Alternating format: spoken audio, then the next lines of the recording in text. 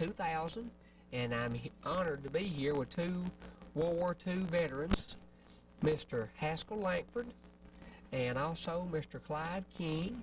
And these fellows share a lot of the same similarities. They rode some of the same islands and know a lot of the same activities. Mr. Haskell, could you tell us what your rank was and what you did in the military? Well, I was a PFC, and I wouldn't have got that, but the Congress passed a law after you's overseas that you had to make you a PFC. And I got to be PFC that way. Now, what was your primary job and what branch of the service were you in? I was in the Amphibian Engineers in the 4th Engineer Special Brigade. And our job, we had shore company, we had boat company. And our job was on an invasion, we would unload the troops and supplies from the main ship and carry them to the beachhead. And the shore company, which I was in, we stayed on the shore, and the boat companies went back and forth and hauled the troops and supplies. And we helped to establish the beachhead. We landed D-Day and HR. So there was a lot of activities going on during that time, especially when there's a fire and guns and dropping bombs around. Why, you didn't feel too good. It might be good to explain D-Day. When you say D-Day, you're not talking about D-Day in Normandy.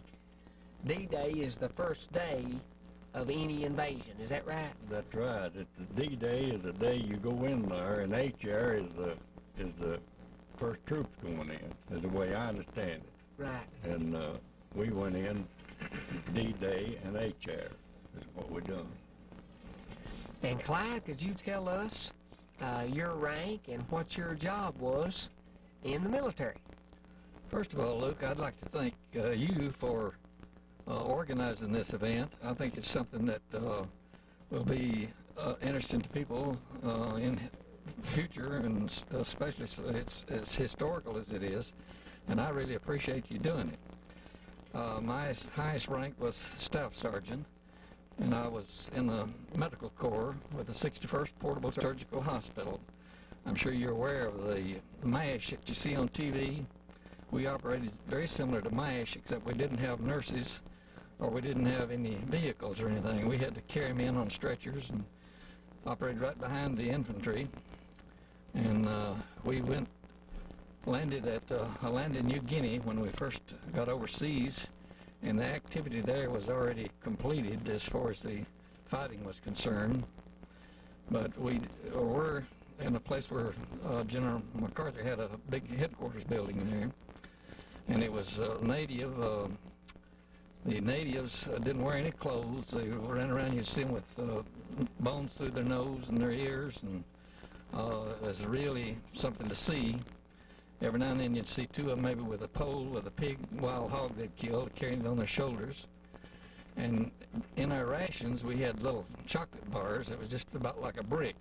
And no way you could chew them. You had to just lick on them and dissolve them eventually. And we got to where we would lay those little chocolate bars down for the natives, and they'd get them, and then they in turn got to bringing us little beads. They'd bring them up and lay them down where we could see them in. And they'd get those beads out of the bottom of that lake there in New Guinea, and they were real pretty beads.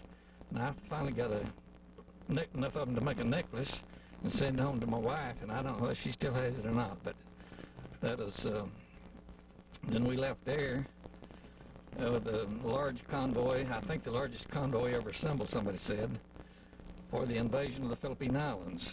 And we went in on the first morning from Langford Gulf in the central part of Luzon Island, north of Clark Airfield, which is most of them remember.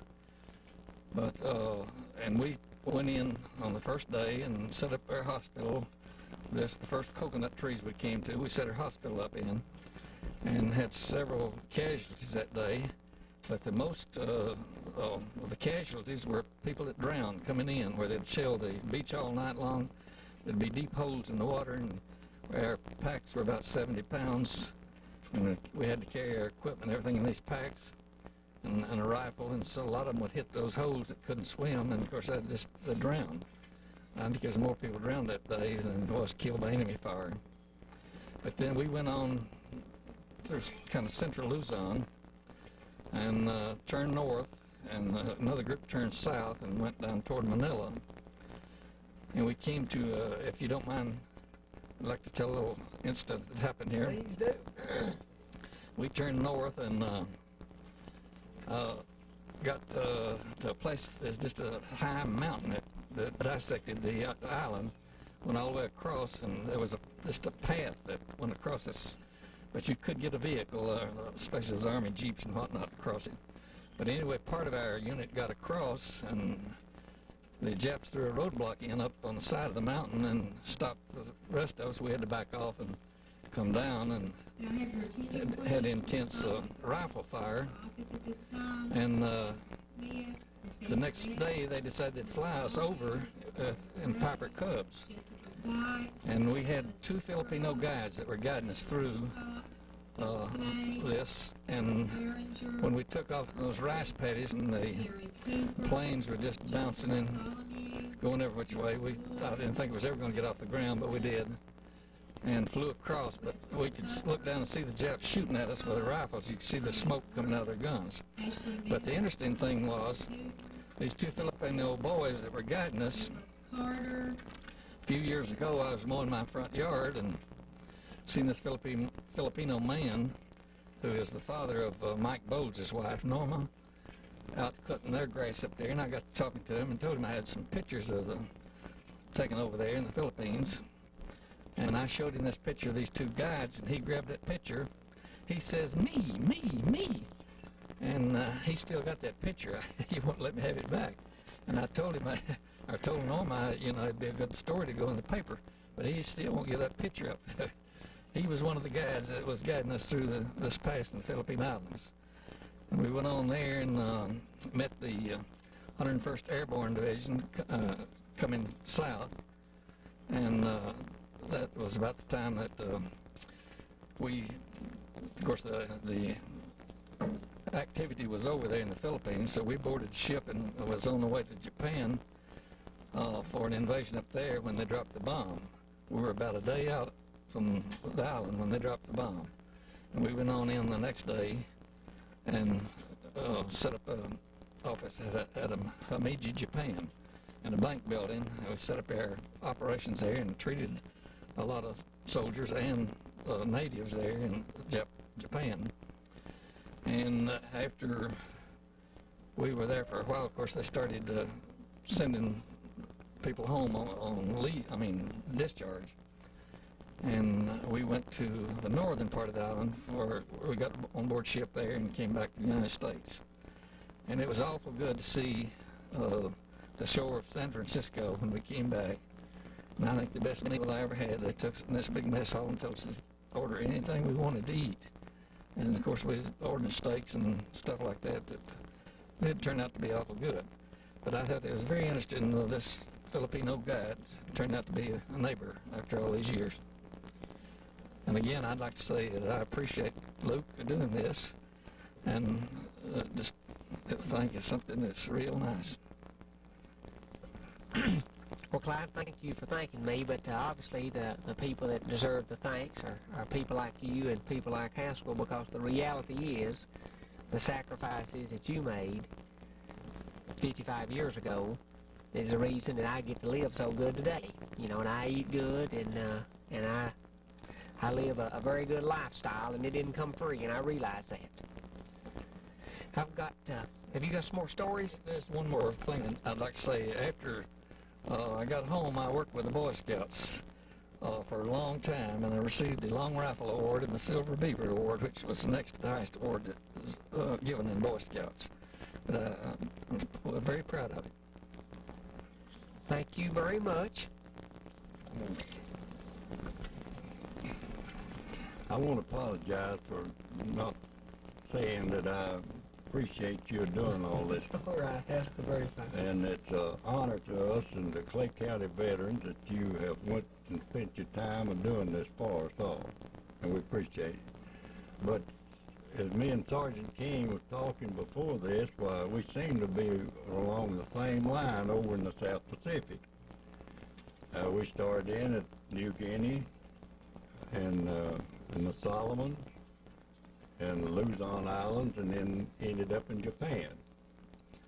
But on the way through this, the first invasion that I made was we got our beachhead set up in a landing strip, airstrip for the planes, the crash landing strip. And the most surprising thing, when I looked around, I seen General MacArthur wading the water coming to the beach, which was a wonderful thing to see. Oh man, he was in charge of I guess it might have been the 6th Army, I don't remember now, but we went from there on into another island, Bougainville. We had a stepping stone from one place to another as we were working our way into Japan. Well, Haskell, I hate to interrupt you, but I can't help but ask, what did you think of General MacArthur? What did you think when you saw him walking through the water? I thought he was the biggest man I ever looked at.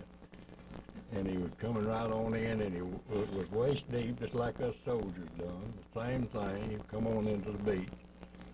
And they had this landing strip for crash landing for a bomber to come in. And one day there was a B-24 come in, and he made a crash landing.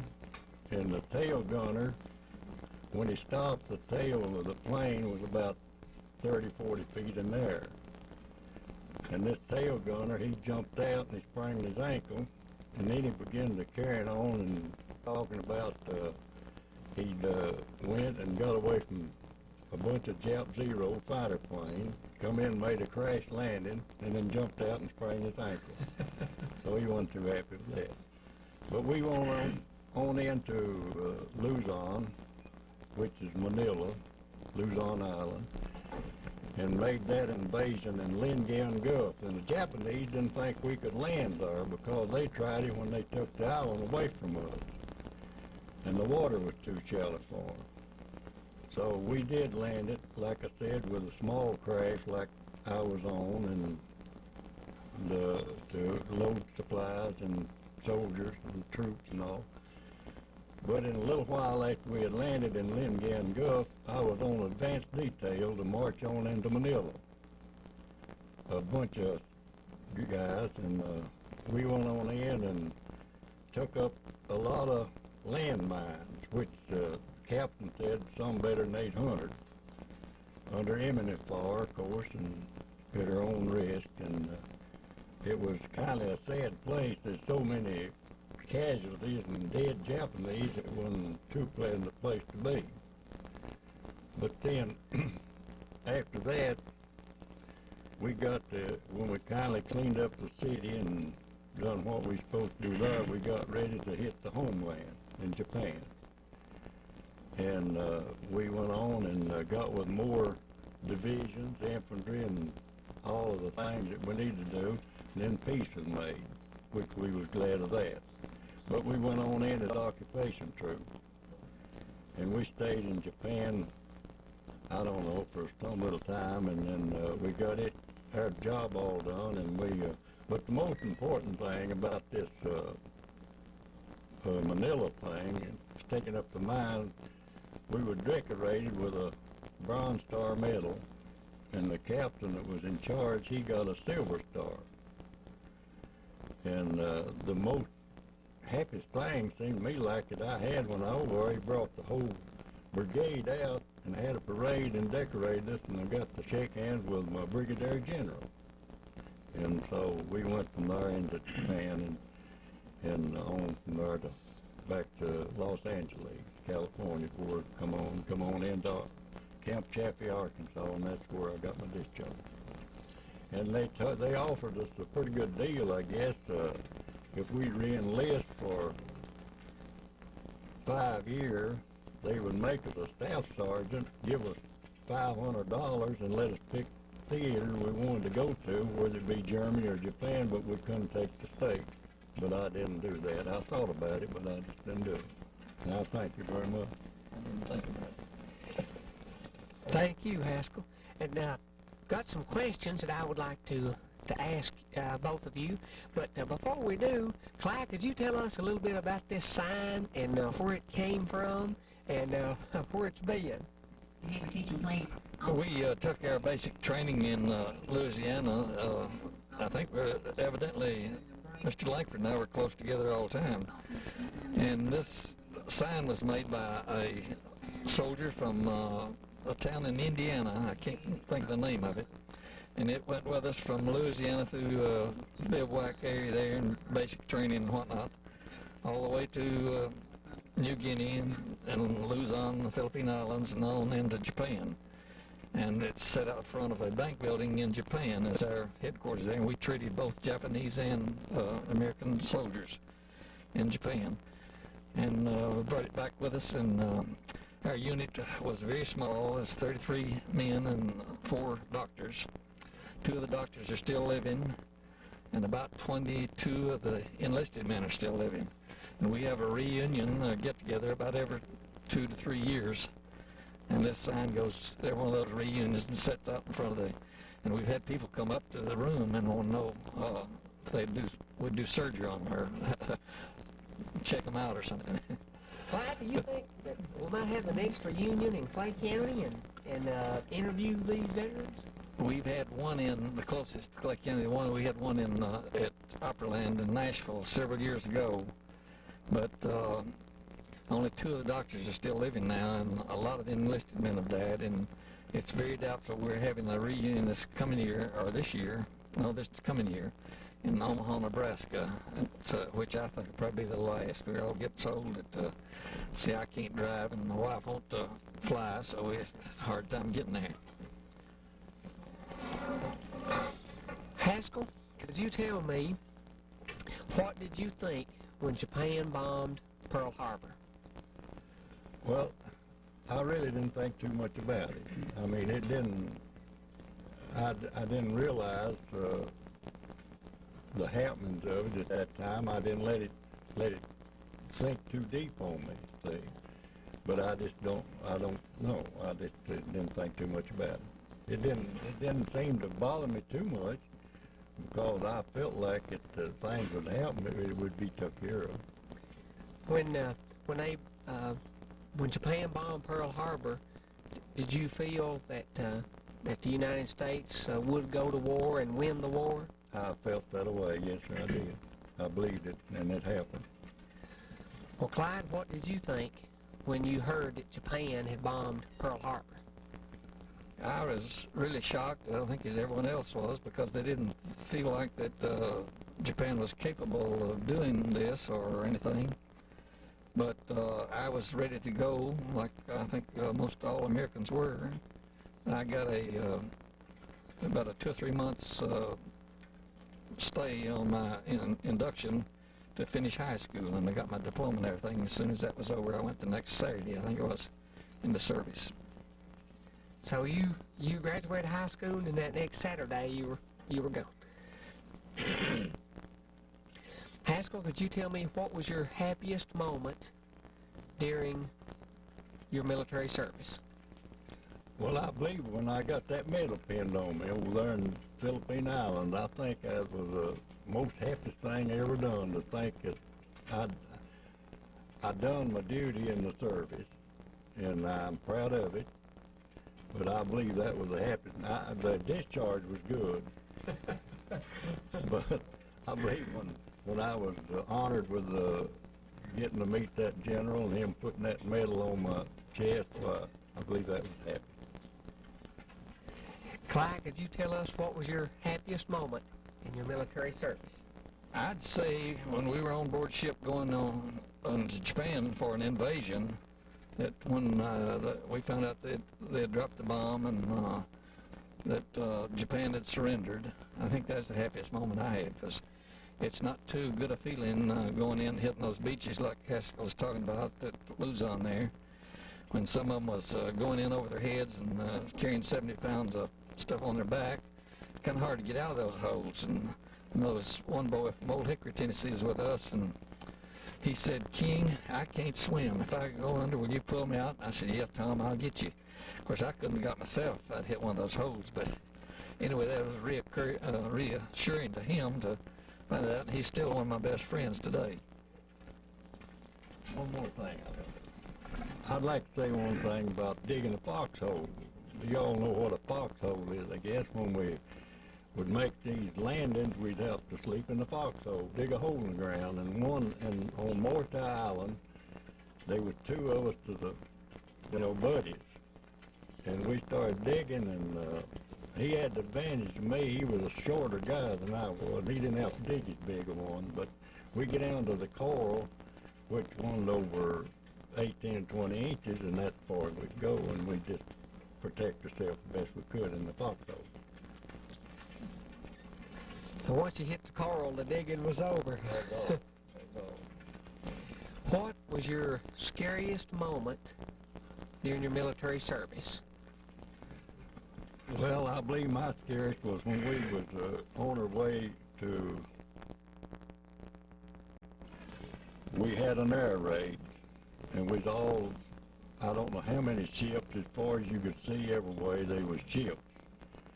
And we was sailing along. It was a beautiful day, and all at once we looked in there, and it was full of Japanese Zeros, the fighter plane, and Betty bombers. They had a little plane they called the Betty bomber. So our naval planes, they took off of the ship, and they went into there, and we called it dogfighting.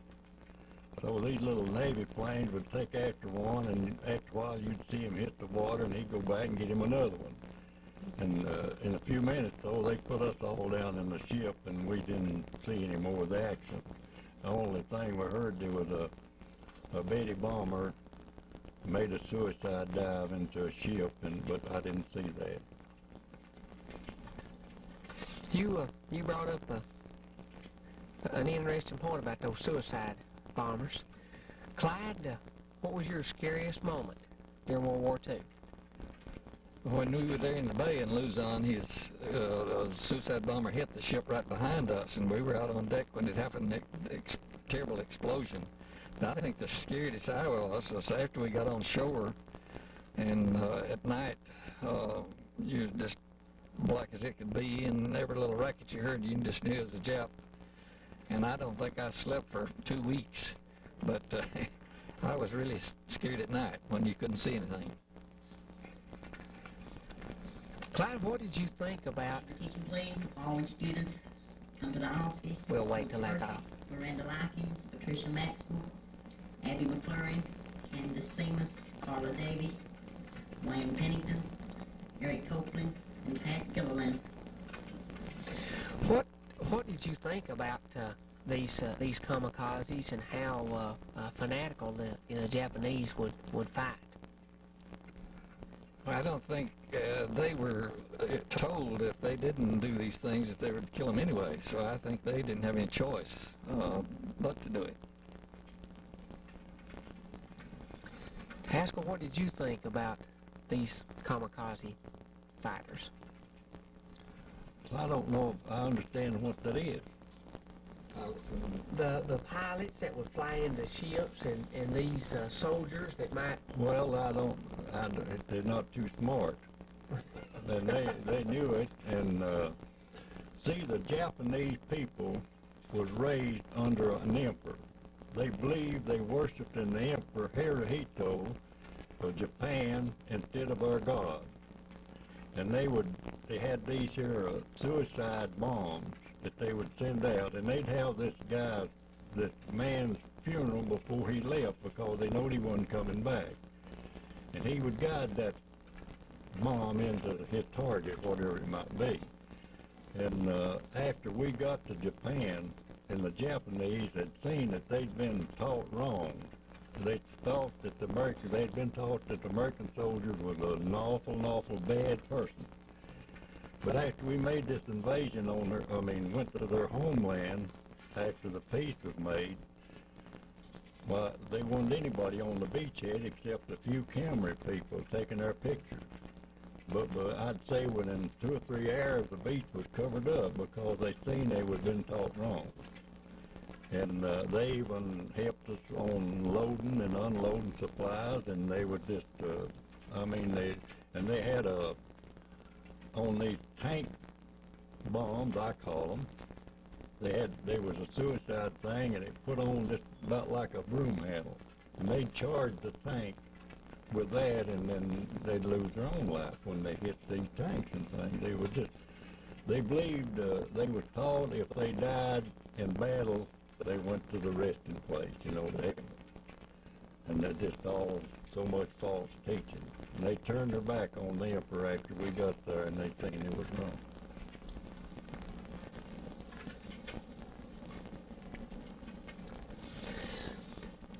Haskell, what did you think when the Americans dropped the atomic bomb? And did you know anything about it? Had you heard any rumors about a secret weapon? Not one thing that we know anything about, or I didn't. And I think, in one thing, it was a bad thing. It was awful. There were so many people lost to life. It was innocent people. But it was one thing that brought the war to an end. And I believe if Roosevelt would have lived longer, the war would have went on longer. But when he passed away and Harriet Truman took over, General Douglas MacArthur told him, said, you give me one, or give me two. I think I can do it with one, but if you give me two of them atomic bombs, then I'll end this war. And so he did. And later on in years, I believe it was the Vietnam or Korean War, he asked him to let him in that war, and Truman fired him. Clyde, could you tell us what you thought about dropping the atomic bomb, and if you knew anything about it beforehand? We didn't know anything about it, and none enlisted people did, at least as far as I know. But we were a couple of days out of Japan when they dropped it, and of course we were very happy that they did to end the war. Because I think even though, as Haskell says, there was a lot of innocent people died there, there would have been a lot more American soldiers die if we'd had gone in there on an invasion. One more thing. Me and Clyde were talking before this, and I told him that I believed a lot of our help in winning the war is the way we done by, when we go in to take an island, they took reconnaissance planes and they dropped pamphlets in this place where we were going to hit, telling the civilians to move back, to get out, that we didn't want to kill them, we didn't want to hurt them in no way. And I think goodness like that, it helped us win the war. Haskell, you mentioned that you removed 800 mines. What kind of process did you have to go through to remove a mine, and how scary was that, knowing that thing could blow up on you at any time? Well, I believe at age 19-year-old, you don't scare much. I think that's the reason why they wanted us younger guys in there. We couldn't see danger. And we was inexperienced on this. We never had no teaching on how to take these mines up. But some of them, I mean, the captain that was in charge of it, he knew a little more, and we just, they was all across the roads, across the streets, and some of them weighed as much as 300 or 400 pounds.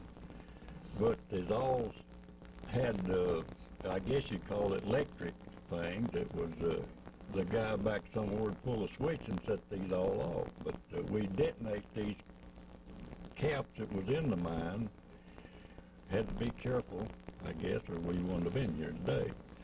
But we'd take them wires loose and then take the cap out, and then there's no more danger. It's just loaded with TNT, what it was, very explosive.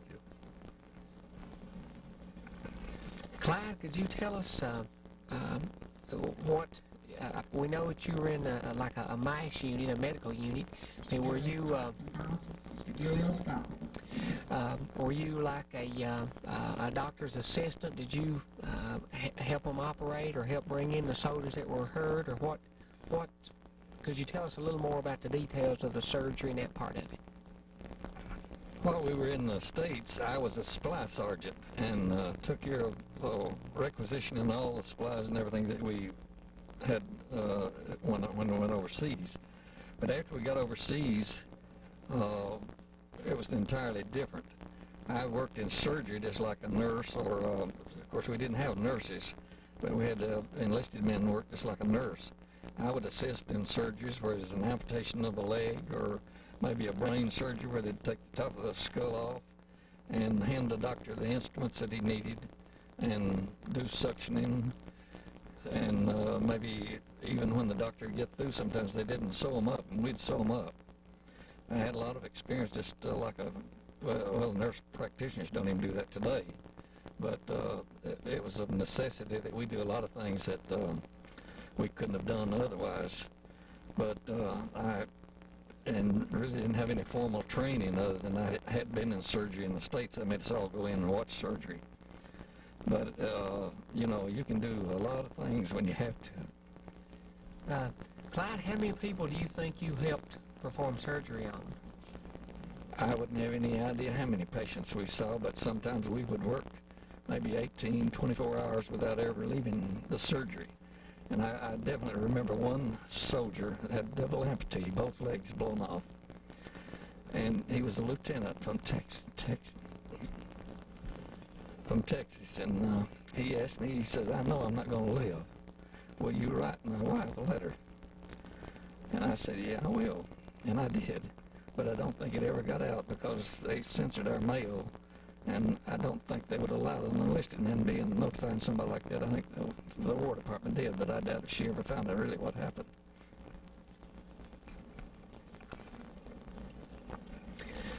Clyde, earlier you were telling me the differences between, say, watching MASH on television and then what it was really like.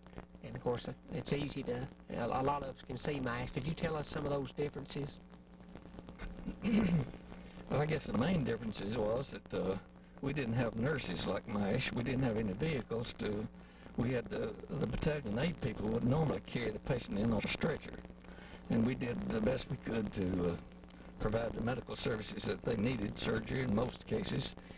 And then we'd just leave them on a cot outside the surgery there, and battalion aid people would take them on back to a larger hospital if they needed further surgery, which most of them did. But we did emergency stuff that we figured was saving their lives at that time, and I'm sure that a lot of them were. Got just a couple more questions. They're good ones. Haskell, could you tell us what you thought of these natives, the people that you met, you know, in the Philippines and in Japan? What did you think of those people? And what are some stories that you might tell us, some things that they did? Well, in New Guinea, we had them over there that seemed to be friendly, but they couldn't understand anything airways, and we, of course, but they did warn us, the one down on where we was at, they had what they call headhunters back in the hills.